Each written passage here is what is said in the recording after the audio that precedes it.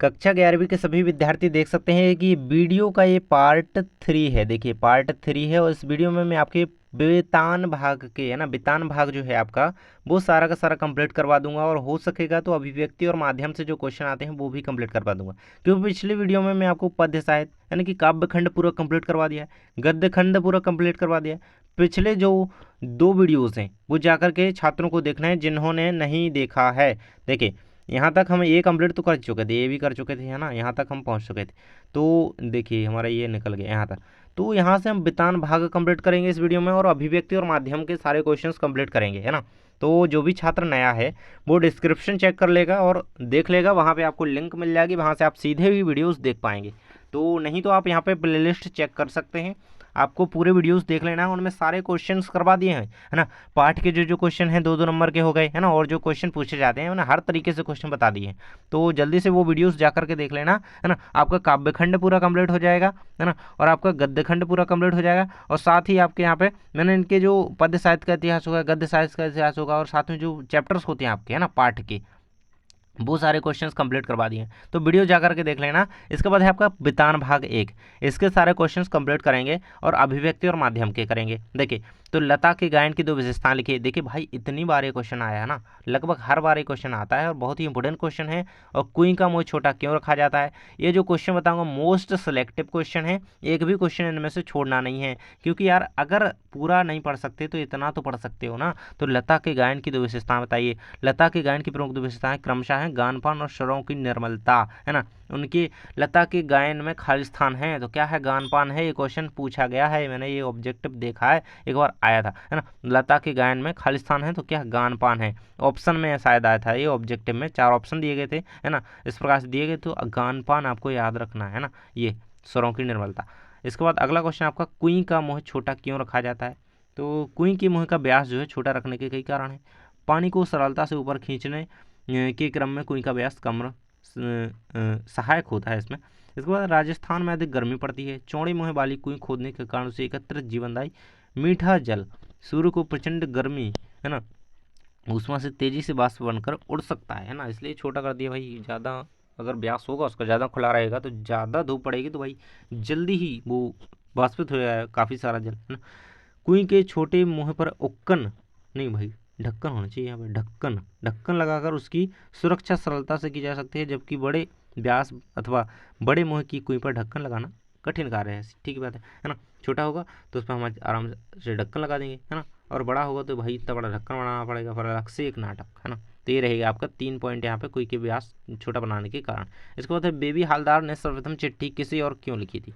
तो बेबी हालदार ने सर्वप्रथम चिट्ठी तातुस के कोलकाता में, देखिए क्वेश्चन जरूर से याद रखना है तातुस कौन था है ना, ये क्वेश्चन पूछा गया है, कर लीजिएगा। इसके बाद है कोलकाता में रहने वाले बंधु जो उनसे उम्र में 1 वर्ष बड़े थे को लिखी थी। यह चिट्ठी बेबी हालदार ने तातुस के कहने पर बंधु द्वारा भेजी गई चिट्ठी के जवाब में लिखी है ना।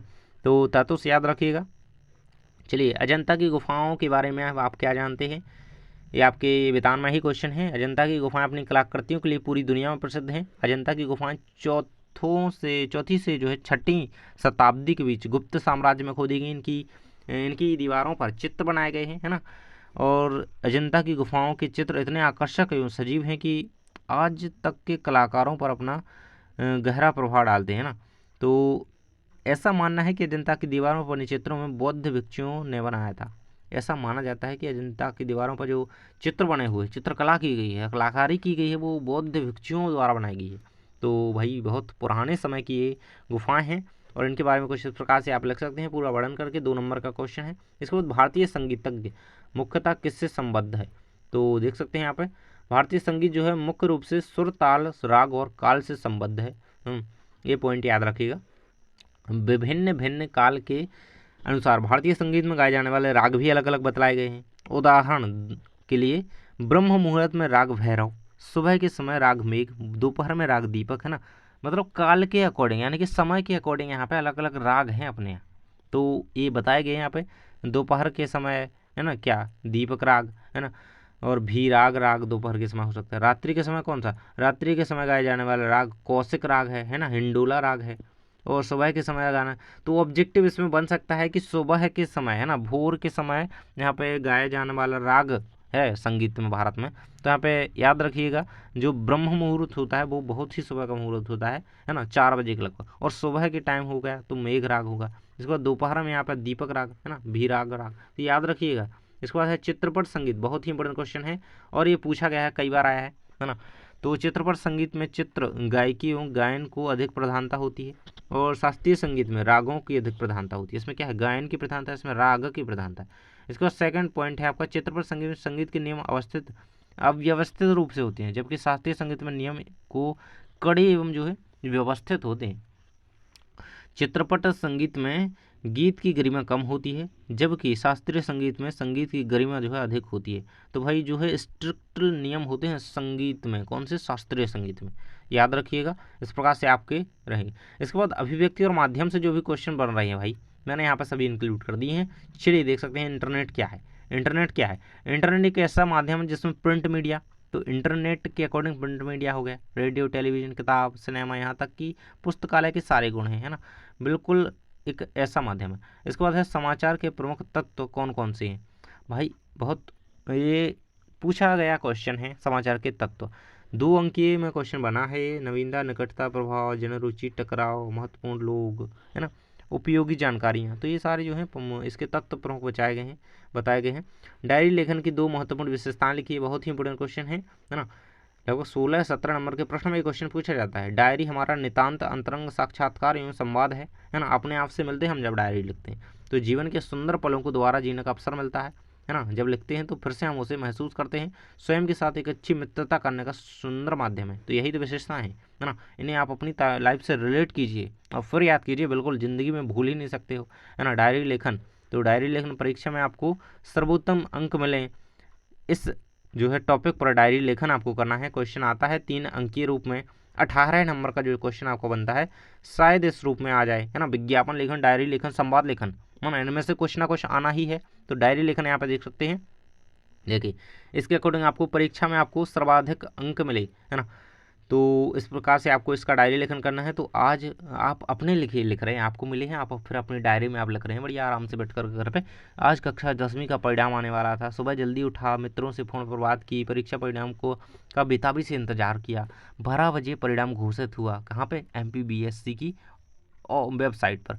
इंटरनेट पर देखा मेरी परीक्षा में सर्वोत्तम अंक है, मैं तो पागल हो गया, है ना। मतलब इतनी खुशी हुई कि बिल्कुल, है ना, पापा ने मुझे गोदी में उठाया, माँ बार बार पुचकारती, है ना, भाई बहन खुशी से नाच रहे थे, इसी समय मित्रों ने बधाई की संदेश आने लगे।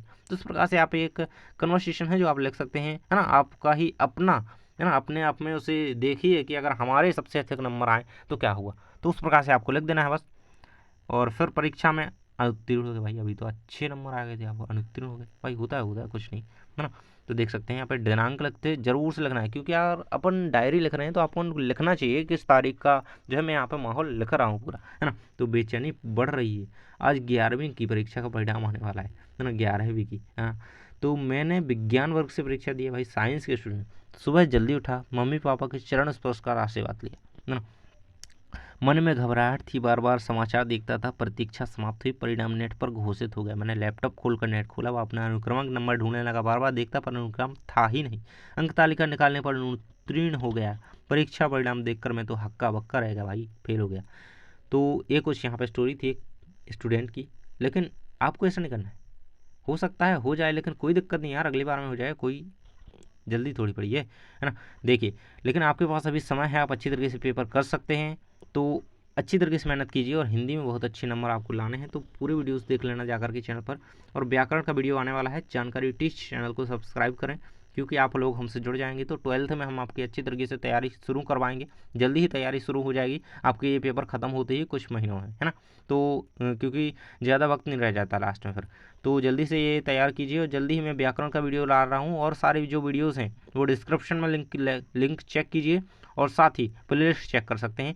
और आपके अगले पेपर की तैयारी के लिए मैं आपको कह दूं कि सब्सक्राइब कर लें, ताकि आप लोग हमसे जुड़ जाएं।